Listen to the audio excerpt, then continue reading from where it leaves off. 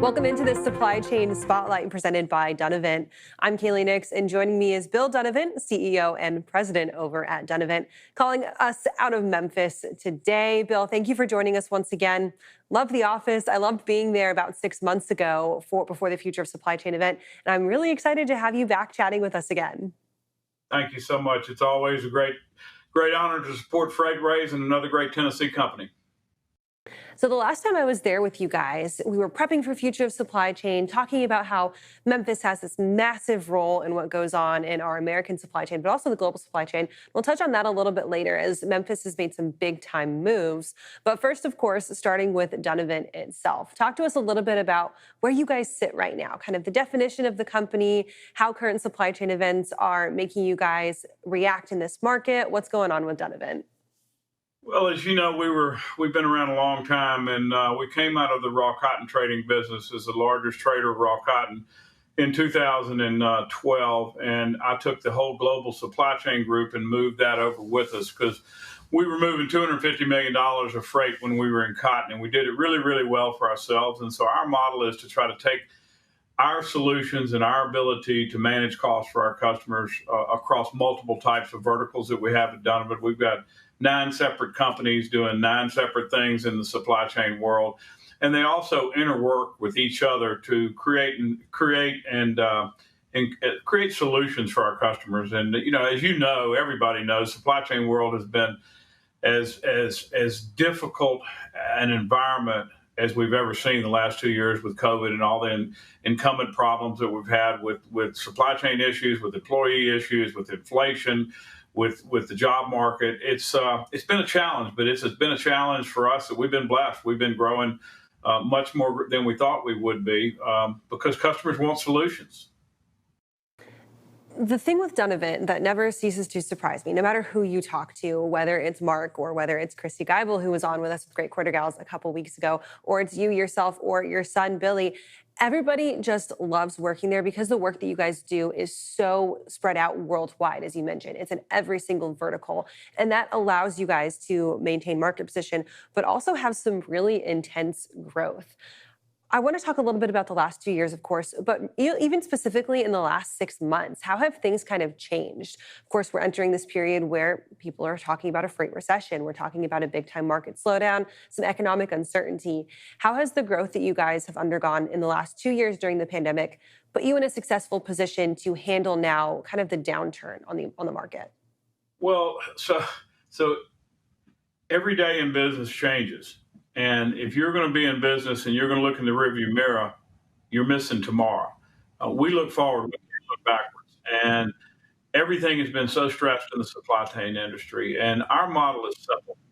We want the hard things. We want things that people are troubled with. Whether it's the LA Long Beach port strike, we took a lot of customers around through the canal and we're cross-docking into 53s and just distributing it over road because the rail wasn't going to work. The rail and port weren't going to work on the West Coast. That's what's exciting to us. And yeah, there's a slowdown coming, but it doesn't mean we're not going to move freight into America. We're absolutely going to move freight across the board into America. Are we going to have the volumes that we've had in the past? No. Will it allow time to things to catch up and people to breathe? Probably. We see really the e-commerce world is going to slow. Retail is going to slow. And so you adapt. You have to be adaptive in the supply chain world, and we're going to be adaptive. Everybody in the world has to adapt with the new environment. Are we concerned about inflation? Are we concerned about the job market? Are we concerned about an economic slowdown? Yes, I'm probably more bearish on that than anybody in the supply chain world on a global basis. One of the things that I see that really, really concerns me right now is the supply of diesel, not only in North America, but also in Northern Europe. Yeah, that's something that we've talked about here a lot in multiple of our FreightWaves airwaves. John Kingston has written a lot about it. We've talked a lot about it on FreightWaves now as well. I think that's kind of a sentiment shared across the board. I want to pivot to Memphis itself a little bit. The last time I was there was the end of August, talking about the addition of Blue Oval. We have some exciting news coming out with the University of Memphis and some exciting partnerships from the Dunavant family. But starting out just with Memphis as a whole, obviously folks know that it is kind of a hub for supply chain activity. You've got the most active airport when it comes to air cargo. You've got so many different intermodal stations with all the Class 1 railroads moving in there into one central location, the Blue Oval facility that Ford is putting out there as well.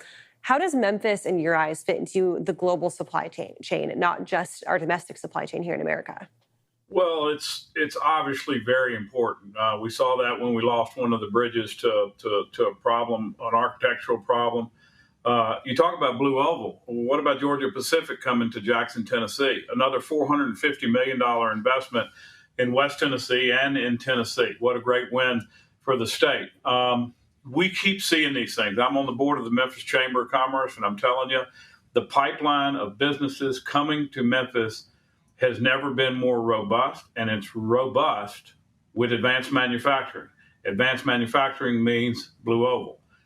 The Ford Motor Company investment in Tennessee, for those who don't know, it's probably a $6-7 billion investment to the Ford F-150 truck plant about 25 miles from Memphis. And then the incumbent with that is going to be the investment of advanced manufacturing companies to support that. It's incumbent upon the state of Tennessee, be it a third bridge, be it some of the infrastructure requirements that we're going to require in West Tennessee to support this. It's almost overwhelming with the amount of jobs it's going to create in this part of America.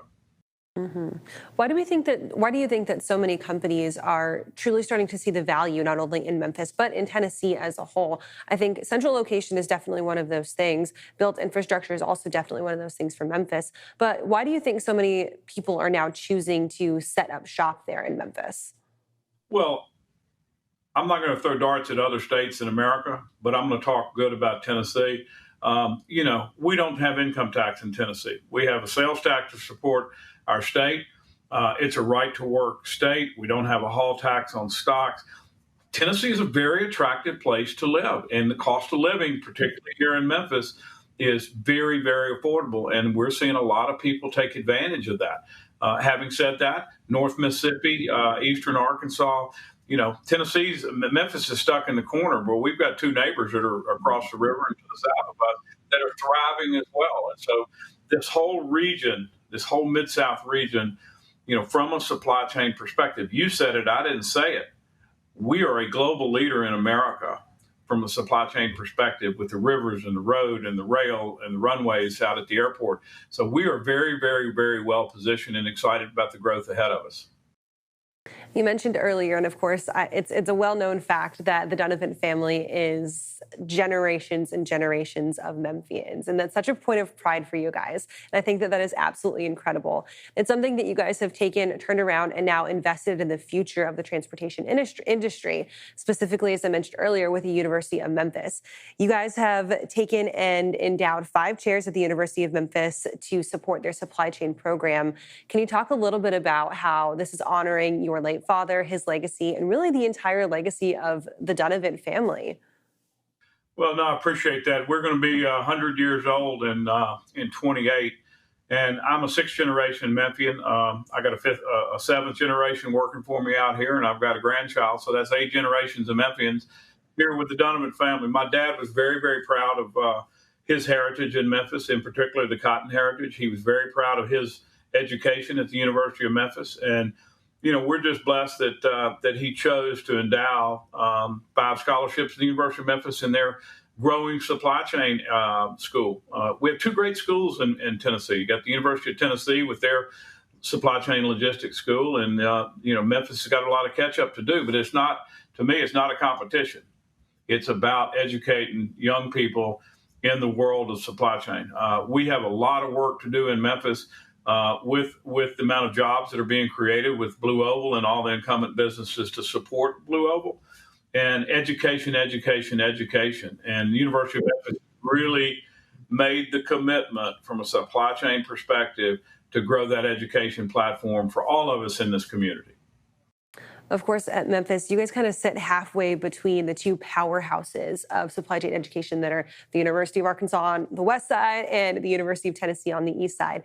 This gives these students who maybe want to seek supply chain education, but maybe don't have the resources to necessarily travel out of state or travel away from their home base in Memphis to really get a high caliber, high quality supply chain education and support those students that will be leading the supply chain industry tomorrow. How important was that for you guys to keep the money at home and keep those endowments close home to your home university and support those local students, those ones who maybe can't afford to take the leap and leave their home? Well, I think you said in the beginning, our family's been around a long time. Our family has chosen to support our city and help our city grow. Hats off to my late father. He was one of the most generous people in Memphis. His name's all over this city. He left a legacy that's going to be hard to follow, but it's a legacy not for us as a family. It's a legacy for those of us in Memphis who want to make Memphis a better place. And you only make your community a better place through education. Hmm. I love that. It's great to hear that from a full company standpoint. And when we're talking about public-private partnership through education, I also want to touch on a little bit on the public-private partnership that you guys have with the Memphis Chamber of Commerce. You mentioned that you hold a seat there on the Chamber of Commerce, and you've also been fairly vocal when it comes to advocating for the industry, including, as you mentioned, that third bridge project, the kind of tri-state project between Mississippi, Tennessee, and Arkansas. What are some of those really top-tier issues that you think Memphis at a city level needs to be prioritizing? And then also Tennessee at a state level, what do you think we need to prioritize as well? Again, I'm going to come back to what I just said. It's all about if we're going to stay competitive in the state of Tennessee with all the good things that we have to start with pre-K education all the way through university education. And you don't have to have a college degree to be successful in the world we live in today. You can go have a good high school education, a good trade school education. There are just so many jobs coming in the pipeline. You know, you're in Chattanooga. Look at Volkswagen. Look what Volkswagen did. Look at the expansion that potentially is coming with Volkswagen. You know, there are just so many manufacturing jobs, and we've got to educate. We're going to be there to do that. Infrastructure is probably number two for the state of Tennessee and locally here. I mean, you know, the I-40 corridor is the second most trafficked trucking corridor in America. We've got to do more to improve that infrastructure. That's not just a Tennessee issue. That's a federal issue as well. When you look at, you know, the bridges coming over the Mississippi, absolutely we need a third bridge. You know, hopefully it comes in my lifetime. It takes a long time to do a big federal project like that, but it's very, very important. We've got the I-69 corridor going up the eastern side of the river. You got the I-22 corridor coming up from Atlanta, Birmingham to Memphis. And, you know, with I-55, I-40, I-69, I-22, where does it all go? It comes right here to Memphis, Tennessee. It comes right here to our airport. It comes right here to our 5 Class A intermodal rail facilities that make this city so important to America's supply chain. And it's only going to grow. I mean, the distribution is going to grow. I mean, I see the whole I-40 corridor between Memphis and Jackson exploding with growth. And therefore, we're going to have to explode infrastructure to support all that growth. You know, one fun fact, Ford Motor Company is talking about receiving 3,700 tractor trailers per day. Now, imagine how that's going to work on the I-40 corridor. It's just a massive opportunity for infrastructure, a massive opportunity for West Tennessee and the state of Tennessee, and we're really proud of it. That's incredible. And if you haven't checked out the plans for that Blue Oval site yet, it's something that is very, very impressive to see from not only just a planning standpoint, but from the goals that Ford has there, the jobs that they're going to bring to Memphis. You mentioned earlier the infrastructure investments that will go on just outside of the actual city itself. When it comes to the future of Memphis and the future of Dunavant, where do you guys see yourself maybe in 10 years being still involved in the city and its development? Is there any major goal that you guys want to hit going forward? Absolutely, and we're excited about it. Based on the way we're growing, we're going to have to get a bigger pair of shoes because our building's not big enough. But we're excited. I'll tell you and your viewers this: COVID changed the world. Okay, and COVID changed supply chain. You got a lot of people looking hard at the way China's reacting and doing their policies right now. You've got the question of Taiwan. You've got the Chinese COVID lockdown policy. You've got if you're an American manufacturer in COVID in China, you've got a problem. And so I think what we see happening is I really see a big effort, particularly because of ocean rates.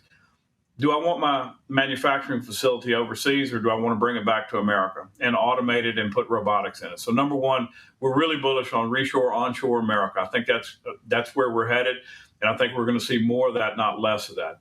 Number two, if there is a labor component and you need to get out of China, I really think you come back to Mexico, and that's the reason.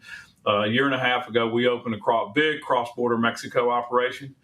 With operations and all along every border city or every entry point from Mexico, both on the U.S. side and the Mexican side. So we have that ability, and that's really strategically for us to be able to get that done a year ago and see the benefits already starting with people coming back.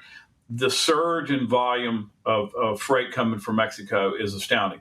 Conversely, there's a lot of product going to Mexico. So U.S. onshore, reshore, and Mexico. I'm making a trip to Asia in December to visit some of our customers in Asia, because I think there's some particular markets that are of great interest to us as people are going to look elsewhere in Asia outside China. Absolutely. And I think that's something that we're all interested to see how that takes shape coming up in the future. Bill, thank you so much for joining us again today on Freight Waves. I think your energy about supply chain, your energy about Memphis is absolutely infectious. Great. Thank you so much for your help. All right, Bill, thank you so much. We'll talk to you soon. All right, bye. Thank you guys for joining us for the Supply Chain Spotlight. Tune into more Freight Waves.